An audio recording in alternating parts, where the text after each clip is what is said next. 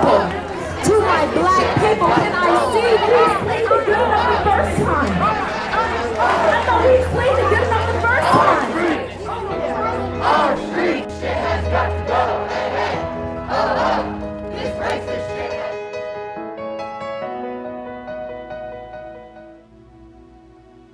Afonso Henriques de Lima Barreto nasceu no Rio de Janeiro em 13 de maio de 1881. Filho do tipógrafo João Henriques e da professora Amália Augusta. Seu padrinho era o Visconde de Ouro Preto, senador do Império. A mãe, escrava liberta, morreu precocemente quando o filho tinha 6 anos. A abolição da escravatura ocorreu em 1888, no dia de seu aniversário de 7 anos. Mas as marcas desse período, o preconceito racial e a difícil inserção de negros na sociedade brasileira, nunca deixaram de ocupar o centro de sua obra literária. Por ser afilhado do Visconde de Ouro Preto, cursou seus estudos secundários no Colégio Dom Pedro II. Mais tarde, iniciou o curso de engenharia na Escola Politécnica. No entanto, foi obrigado a abandonar o curso no 3º ano para ajudar sua família com as despesas, pois seu pai havia enlouquecido e o sustento dos 3 irmãos agora era sua responsabilidade. Em 1900, o escritor deu início aos registros do Diário Íntimo, com impressões sobre a cidade e a vida urbana do Rio de Janeiro, no qual muitas coisas não foram publicadas.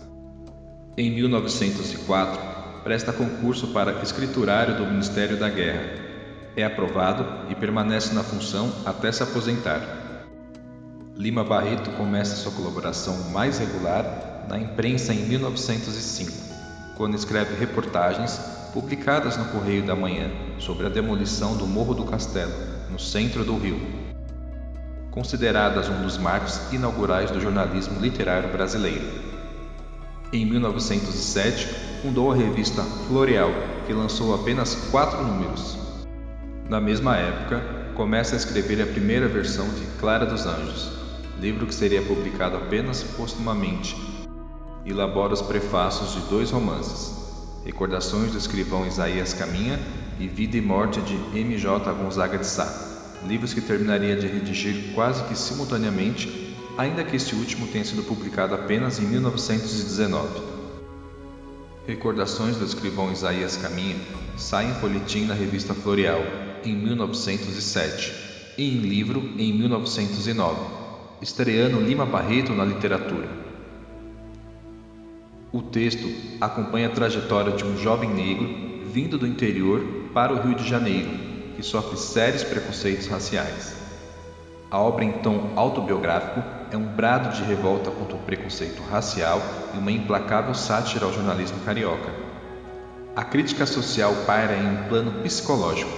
Muitas vezes, quem fala é o próprio autor e não seu personagem narrador Isaías Caminha. No romance, o jornal Correio da Manhã e seu diretor de redação são retratados de maneira impiedosa e Lima Barreto tem então seu nome proscrito na grande imprensa carioca. O escritor passa a trabalhar e publicar crônicas, contos e peças satíricas em veículos como O Diabo, Revista da Época, Fonfon, Careta, Brás Cubas, O Malho e Correio da Noite. Colaborou também com o ABC, periódico de orientação marxista e revolucionária. Sua obra que merece destaque é O Triste Fim de Policarpo Quaresma. Ela foi escrita e publicada em 1911 nos folhetins do Jornal do Comércio e representa uma das mais importantes do movimento pré-modernista. Em 1915, depois de publicado em folhetos, Lima Barreto publica em livro, se tornando sua obra-prima.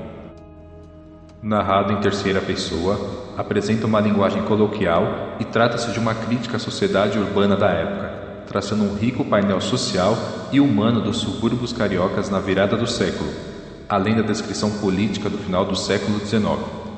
Nesse romance, o autor descreve a vida política no Brasil após a proclamação da República. A obra narra os ideais e as frustrações do funcionário público Policarpo Quaresma, homem metódico e nacionalista fanático. Sonhador e ingênuo, Policarpo dedica a vida a estudar as riquezas do país. Ela foi adaptada para o cinema em 1998, intitulada Policarpo Quaresma, Herói do Brasil. Publicou ainda Numa e a Ninfa, em 1915, Vida e Morte de M.J. Gonzaga de Sá, em 1919 e Histórias e Sonhos, em 1920. Postumamente saem Os Bruzundangas, Bagatelas e Feiras e Mafuás. Lima Barreto foi um dos principais escritores do pré-modernismo brasileiro. Além de escritor, ele foi jornalista e suas obras estão relacionadas com temáticas sociais e nacionalistas. Suas obras apresentam uma linguagem coloquial e fluida. Uma das características é o teor satírico-humorístico presente em seus escritos. Como já abordamos anteriormente, sabemos que em grande parte suas obras estão pautadas na temática social, expressando muitas injustiças como o preconceito e o racismo. Além disso, criticou os modelos políticos da República Velha e do positivismo. Foi simpatizante do socialismo e do anarquismo, rompendo com o nacionalismo ufanista. A obra de Lima Barreto, desenvolvida na primeira década do século XX, no período da Primeira República, representou a fase de transição da literatura em que as influências europeias vão se exaurindo e surge uma verdadeira renovação da linguagem e da ideologia. Esse período, que não chegou a constituir um movimento literário, chamou-se pré-modernismo. Entre outros autores do pré-modernismo, destacam-se Euclides da Cunha e Monteiro Lobato. Embora os autores do pré-modernismo ainda estivessem presos aos modelos do romance realista naturalista, se observa na obra de Lima Barreto a busca por uma linguagem mais simples e coloquial. Para isso, teve de ignorar muitas vezes as normas gramaticais e de estilo, provocando a ira dos meios acadêmicos e conservadores. Com uma linguagem descuidada, suas obras são impregnadas da justa preocupação com os fatos históricos e com os costumes sociais. Lima Barreto torna-se uma espécie de cronista e um caricaturista, se vingando da hostilidade dos escritores e do público burguês. Poucos aceitavam aqueles contos e romances que revelavam a vida cotidiana das classes populares sem qualquer idealização. Ao produzir uma literatura inteiramente desvinculada dos padrões e do gosto vigente, recebe severas críticas dos letrados tradicionais. Alimentou um fla-flu das letras ao confrontar Machado de Assis, fomentado pela crítica nacional literária. Lima Barreto chegou a se candidatar 3 vezes para integrar a Academia Brasileira de Letras, mas o perfil dele não era parecido com o dos então membros da Academia. Apesar de ter sido funcionário público do governo federal até 1918, Lima Barreto não se encaixava nessa postura oficial, tanto por sua verve satírica que atirava farpas contra a elite, quanto por sua vida boêmia e desregrada, que não se encaixava no perfil acadêmico. Além de não atender aos ideais defendidos por Machado de Assis, que dizia que a academia deveria ser uma instituição de boas companhias, boas maneiras e de absoluta respeitabilidade pessoal de seus membros. Ficou famosa sua antipatia pelo futebol, visto por ele como uma atividade estrangeira que tentava impor ao país. O Rio não dá nada. O futebol veio matar o pequeno interesse que ele tinha pelas coisas nobres do espírito humano. A pouca literatura que sai nos jornais daqui é lida por alguns e aborrecida para quase todos.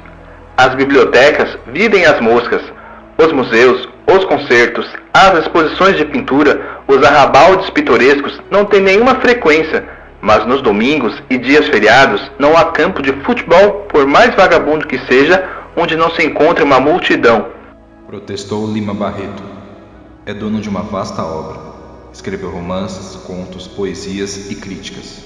De suas obras destacam-se Recordações do escrivão Isaías Caminha, Triste fim de Policarpo Quaresma, O homem que sabia javanês, Numa e a Ninfa, Vida e Morte de M.J. Gonzaga de Sá, Os Bruzundangas, Bagatelas, Clara dos Anjos, Diário Íntimo, Feiras e Mafuás, Marginália, O Cemitério dos Vivos, Coisas do Reino do Jambon, Vida urbana. De espírito inquieto e rebelde, com seu inconformismo diante da mediocridade reinante e com a doença do pai, se entrega ao álcool. É acometido por diversas crises, com verdadeiras manifestações de alienação mental. Foi internado 2 vezes com alucinações que o perseguiam. No momento de lucidez, inicia a redação do livro Cemitério dos Vivos, onde ele dizia: O abismo abriu-se a meus pés, e peço a Deus que jamais ele me trague, nem mesmo o veja diante dos meus olhos, como vi por várias vezes. De mim para mim, tenho certeza que não sou louco. Como seu pai, ele sofreu de uma depressão aguda, sendo internado pela primeira vez em 1914. Em 1918, foi aposentado por invalidez do cargo que exercia na Secretaria de Guerra. Faleceu em 1º de novembro de 1922, com 41 anos de idade.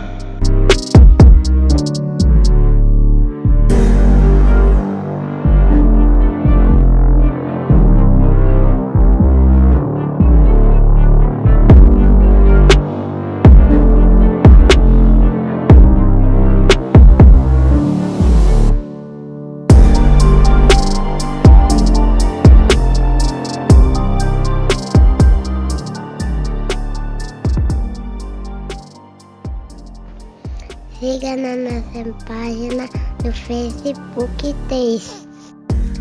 Link na descrição de texto.